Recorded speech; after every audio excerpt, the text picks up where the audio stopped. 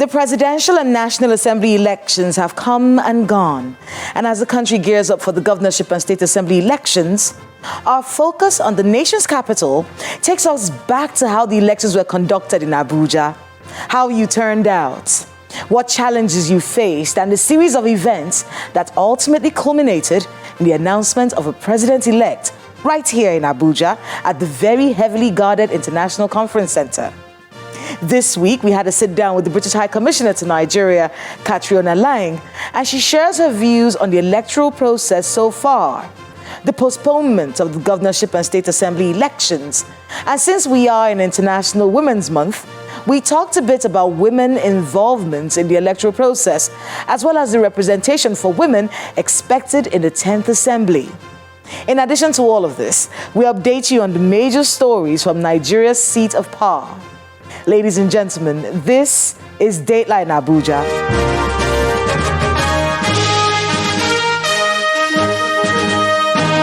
Hello and welcome to Dateline Abuja. I am Kayla Megwa. Let's kick off the show by giving you a rundown of the front burner stories from Nigeria's presidency. It's time for our Abuja Wrap. President Muhammadu Buhari has commiserated with victims of the Akere spare parts market in the Apapa Ajegunle area of Lagos State.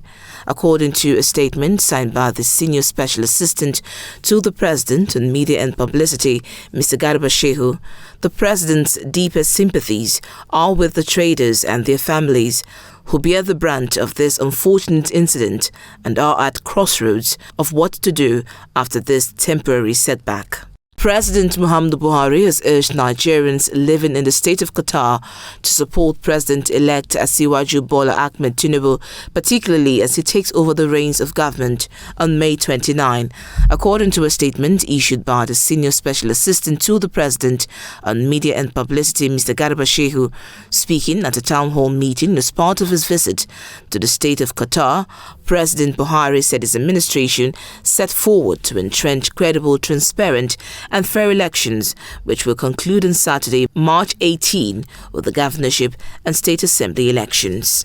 President Muhammadu Buhari returned to Nigeria on Wednesday after a 4-day trip to Doha, Qatar, where he participated in the 5th United Nations Conference on Least Developed Countries, LCDs. At the UN conference in Doha, President Buhari joined the UN Secretary General Antonio Guterres and other world leaders to mobilize political will, solidarity and actions to transform LCDs by finding sustainable solutions to the challenges of poverty, food insecurity, hunger, weak infrastructure, poor health facilities, and climate change, amongst other problems. After meeting with Nigerians living in Doha, Qatar, President Buhari departed Doha and arrived in Daura, Katsina State ahead of the governorship and state assembly elections. The president received in audience Nasiru Gowon, the APC gubernatorial candidate for Kano State, as well as the Imo State Governor Hope Uzodinma. Appointments into important positions are not just celebrations, but a call of service and responsibility to God and the people. These were the words of Vice President Yemi Osinbajo SAN, who was a special guest of honor at the enthronement service of the Most Reverend Michael Akinwale as the new Methodist Archbishop of Abuja, which was held at the Methodist Cathedral of Unity, Abuja. The postponement of the governorship and state houses of assembly elections, now scheduled for Saturday the 18th, is likely to affect the date for the commencement of the 2023 National Housing and Population Census, earlier slated for March 29. This is according to the chairman of the National Population Commission, Mr. Nasiru Kwara, who was speaking at a meeting with the resident representative of the United Nations Population Fund in Abuja. Although no new date has been fixed for the exercise, Mr. Kwara told reporters that he will consult with the president for a suitable date. The Independent National Electoral Commission (INEC) has presented certificates of return to 98 senators who emerged winners in the February 25 National Assembly elections. So far, INEC has declared the result of the election in 98 senatorial districts out of the 109 seats in the upper chamber, with several supplementary elections scheduled to fill the remaining 11 seats. The current composition of the Senate has a ruling All Progressives Congress dominating the Red Chamber with 57 senators, closely followed by the People's Democratic Party with 29 senators. Over 300 members-elect of the House of Representatives have received their certificates of return from the Independent National Electoral Commission (INEC) in Abuja. Although the majority of them from 8 political parties are first-time legislators, they do not think their inexperience will adversely affect their quality of lawmaking and oversight functions.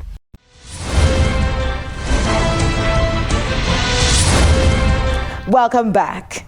It is election season, ladies and gentlemen, and as we gear up for the governorship and state assembly elections, it is pertinent to note that none of these polls will be happening in the nation's capital.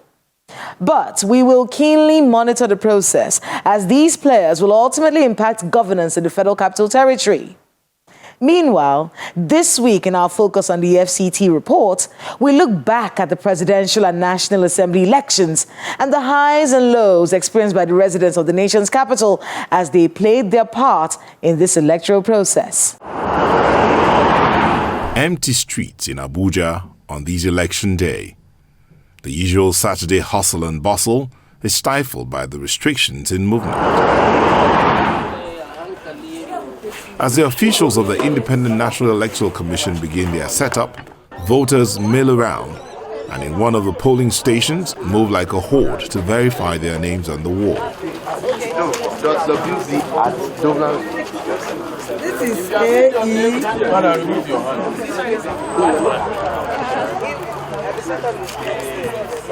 Across the nation's capital, the voter turnout is higher than usual in this city famed for voter apathy. The voters, many of them first-timers, are quite excited. It has really been an amazing moment. I've never voted before because I've always thought my vote won't count, actually. So that was one of the reasons. And because of the stress. But this time around, I decided, well, even if it won't count, it's preferable to vote and not just sit at home and keep saying it's not going to count. Immediately I went there, I told them I'm a person with disability. I didn't even need to tell the man when he just saw me because he could actually see my own disability. So I didn't even need to really explain. He just hurriedly told me to go and vote. So yes, they did. The process is so smooth. I'm so happy about it. First time voting, I came out today and I did it. They have tried to capture me twice and it didn't work. Yes. My thumbprint didn't work, my face didn't work, and they have tried it for over 20 people. None worked.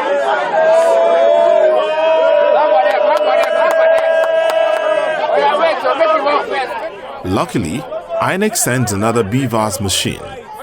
The obviously elated voters cheer and voting commences.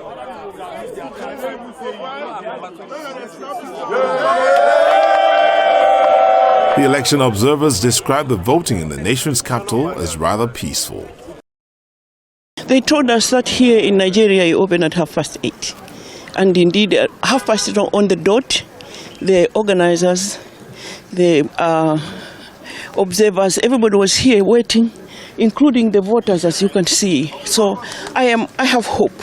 I have hope, and who cannot have hope with a country such as Nigeria? This is the day the Lord has made, so we may all rejoice in it. A slight delay in getting things going, but everybody really happy to be here and to be casting their vote. And it's wonderful to see such joviality and such calm in the election place. Procedures working well, and this is what we hope for across Nigeria today. And congratulations to all of Nigeria's voters. As you've seen, the world is really watching Nigeria's elections. So many African leaders, so many foreign observer delegations. This election has captured the attention and the fascination of the world. Elections in Nigeria matter. A free and fair election in Nigeria means a freer and fairer world, as I hope you saw in the terrific public service announcement that we had from some of our senior leaders in the United States. So it's a great day for Nigeria, and we're rooting for you. However, civil society election observers are not too happy with the reports from other parts of the country compared to the scenes from the elections in Abuja.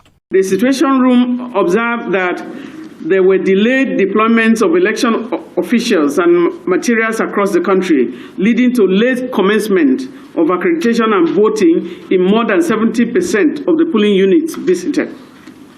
In Abia, Anambra, Bayelsa, Ebonyi, Kaduna, Enugu, Imo, Rivers, and Kaduna states, as well as the Federal Capital Territory, there were significant delays in the commencement of polls, with several polling units opening as late as 11 a.m. Sorting will count. PDP.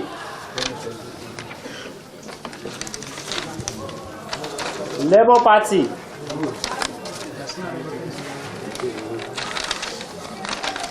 APC. Voting ends and sorting and counting is done. APC. And finally, the results are announced. That Tinubu Bola Ahmed of the APC, having satisfied the requirements of the law, is hereby declared the winner and is returned elected. Thank you.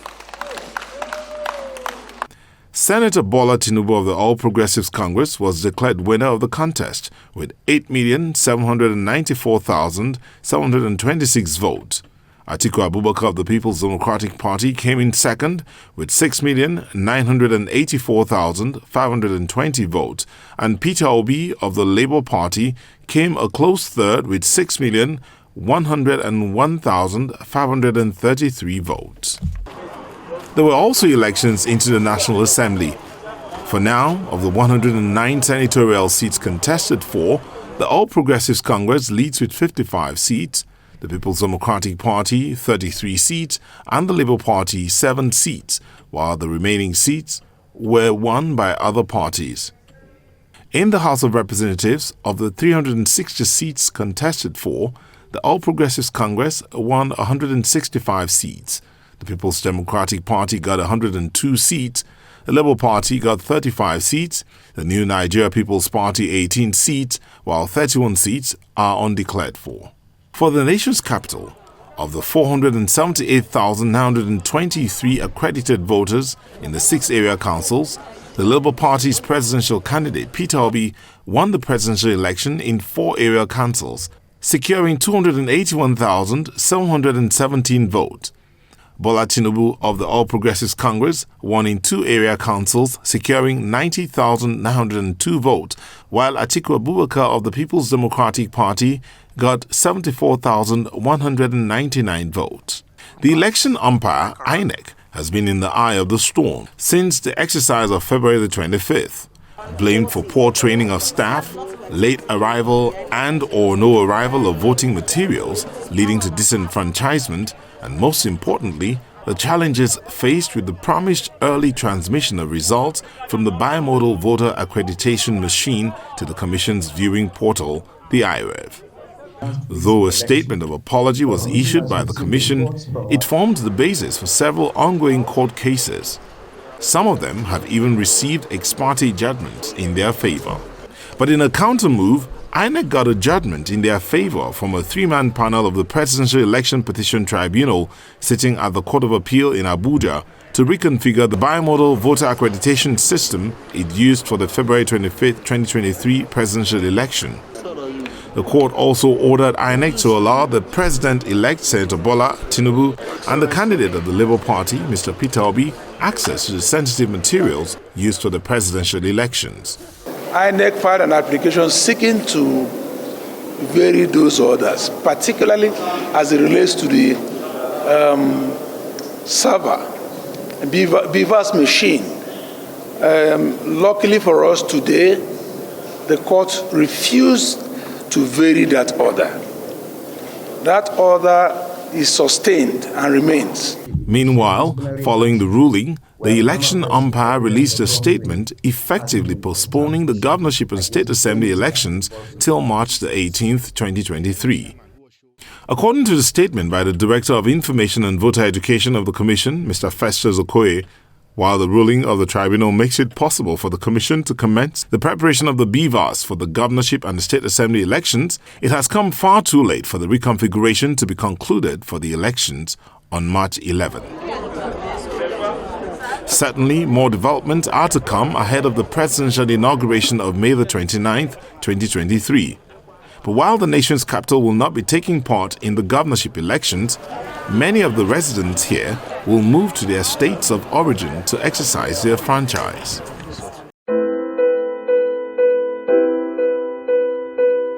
My guest on the program is the British High Commissioner to Nigeria, Catriona Laing. The last time we had her on Dateline Abuja was before the party primaries, and she had planned her tenure as High Commissioner to coincide with 2 electoral cycles.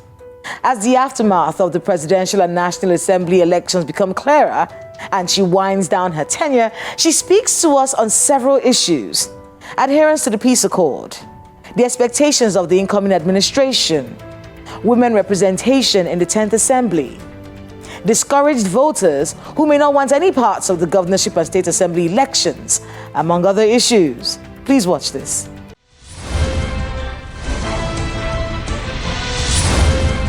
Hi, Commissioner. Welcome again to Dateline Abuja. Thank you very much. It's a great pleasure to be here. The last time we spoke was before the party primaries. And I remember all the expectations we had. We had a great conversation about, what the parties should be looking out for up until this almighty election. And now the election has happened. In fact, during election monitoring, I actually bumped into you in Wuse, in the school in Wuse. And I remember you gave us your thoughts then on how the process was. Well, talk to us about the aftermath, because that's where we are right now. What are your thoughts on what's going on right now in many areas? There's the fact that women representation, at least from the results that we've seen, is actually lesser now. There's a lot of acrimony about the process and the BVAS machine, and we're seeing court cases coming up. In fact, the governorship and state assembly elections have been postponed till the 18th. Talk to us a bit about what you make of what's going on right now. Well, let me start with the female representation side of it, because we're just a day after International Women's Day, and in fact we're in International Women's Month. That's a big disappointment, I'm afraid. So the numbers are still coming in. We were already at a very, very low representation in the 2 houses, so 7 out of 130 in the Senate, 13 out of 360 in the National Assembly. The indications are that's going to go down. So Nigeria was only at about 4% representation before. It may get as low as 2%. When you think the global average is now 26%, and many countries have done much better, and the aspiration should, of course, be 50-50, that's a huge disappointment. We also understand, the number of women being put forward has gone down. We've only got 1 candidate for the governorship in Adamawa, which is just really, really disappointing. In fact, Nigeria's never had, obviously, a female president, vice president, and only 1 governor, which happened slightly by chance in Anambra.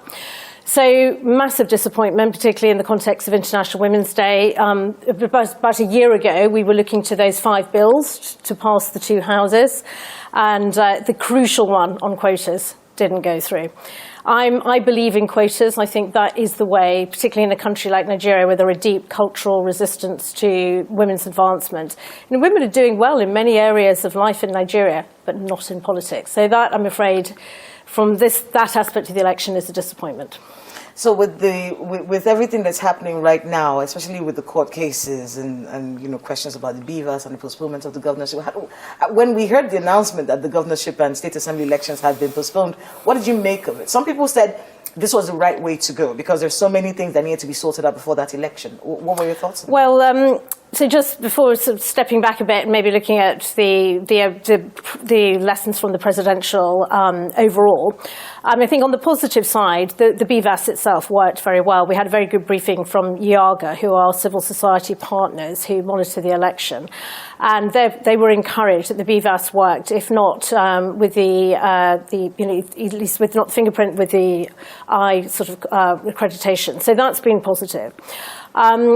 There was disappointment over the late opening of the polling units. Still, the logistics seem to floor everybody this time. And also this problem with people not necessarily finding their correct polling unit, having been reassigned. So there were definitely quite a lot of logistical problems. And then the third big issue, obviously, we're all familiar with the IREV. What went wrong? Why didn't the big expectation everyone had to have full transparency so people could log on and see the results coming in? Clearly didn't happen. There's an investigation going on to understand what went wrong with that. In terms of where we are now, and the announcement that came out yesterday for the postponement, as you know, the court case was lodged by the opposition parties asking to examine all the material on the BVAS. INEC then put in a counter sort of legal challenge to say we actually need time to prepare the BVAS for the gubernatorials. And where we are now, and I just read the INEC statement last night, is that they set out their reasoning for that. They have no problem with the opposition examining the material. It will all be uploaded and available. But they simply do not have time. The court case ruling came too late for them to reconfigure the BVAS. So personally, I think that's the right decision. I think it would have been a mistake to go ahead if they're not prepared. We can't afford to have another election not fulfilling people's expectations. So although it's a huge disappointment there's a delay, and it's a challenge for all of us, we had our teams ready to go into the field, some already pre-positioned. I think it's better to be prepared and go through with the delay, would be my assessment. With everything that's happened, I'm not going to put you on the spot and say, have we gotten there yet? But just talk to us a bit about the characteristic of this person who's supposed to rule this country, when the inaugurations happen in May. What sort of president should lead this country in the time that we're in? Well, Nigeria is facing incredibly tough times. You've got enormous insecurity problems across the whole country. I mean, I've been here nearly 4.5 years, and sadly the security situation has deteriorated very badly, and different kinds of security challenge. The economy is also struggling, and people are really suffering. And I think the recent currency crisis, has really made it incredibly difficult for people. People are losing their livelihoods. Cash-based is still very much a cash-based economy in Nigeria. So we now know, assuming that the president-elect becomes the president, and of course there are some legal challenges going on, and they should play their part, but the president-elect will have a very challenging set of time. But a leader is important. A leader sets a vision and inspires their team and their country, but nobody leads alone. He will need a very good team around him, and it's the team collectively at the federal level, and of course all the governors in a federal system as you have will collectively, hopefully, lead this country through these incredibly challenging times ahead. Let's talk a bit about that peace accord that was signed. It was very vital to the process, and one of the fears a lot of us in the media had was post-election violence. Election violence on the day of the elections, and of course the aftermath. What would you make of the situation right now? Do you think the parties involved kept to this peace accord?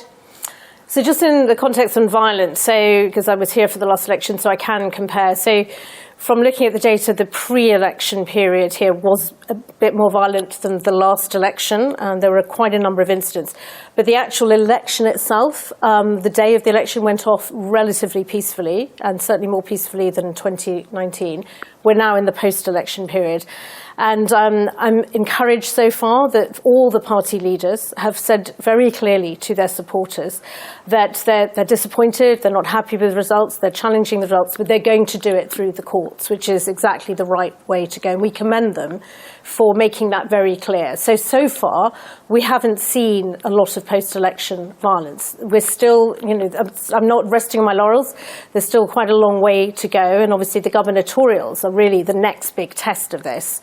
And it's very important that all the party leaders emphasise, as we run up to now delayed gubernatorials, that those go ahead peacefully, that people feel they can vote without fear or favour. But so far, I'm encouraged by people recognising the need to do this legally through the courts rather than on the streets. Following the presidential elections, we got a lot of people who were disappointed in the process. Maybe they didn't get their candidates win. They didn't see all of that happen. And many of them may feel like they're discouraged. They may not want to take part in the process. For those who feel a little disappointed and probably don't want to be a part of the process anymore, they just want to let them do their election. And what can you say to people like that, just so that they can be encouraged? So first on turnout, certainly compared to last time, which was 35%, I think the numbers are coming in, there's a range obviously, but around 28%. And that is a big disappointment.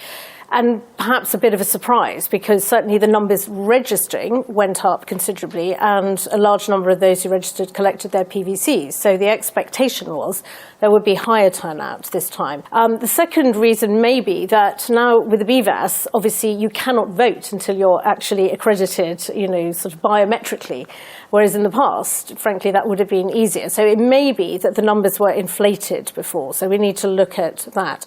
But having said that, those two caveats, nevertheless, it is a disappointment, and the numbers are certainly lower than I was expecting. But we understand it'd be interesting to get a breakdown. A large number of the youth, certainly in places like Lagos, where they felt their vote would count, did mobilise. So there are glimmers of hope around the country. And my message to everyone, including the youth, is don't lose hope. Please go out and vote. These gubernatorials in Nigeria can make even bigger difference than the presidential in many cases. So please don't be discouraged. Go and vote. Well, that's all the time we have for Dateline Abuja this week. But I want to thank you very much for making out the time to be with us. Sadly, this is going to be the last election. Sadly, I might have to come back for the next one as an observer. We would love to see you as an observer in the next election. Yeah. Well, thank you so much for being with us on Dateline Abuja, and good luck with everything you have to do. Thank you very much.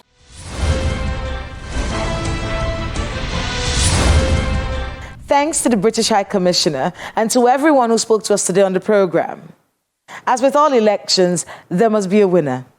If your candidate did not make it this time, or you believe the process was unfair, there's still time to contest legitimately. And we have seen a lot of political parties doing just that. Meanwhile, campaigns for the governorship and state assembly elections have begun again. Until the midnight of March the 16th, the candidates will be reeling out their manifestos and promises of El Dorado.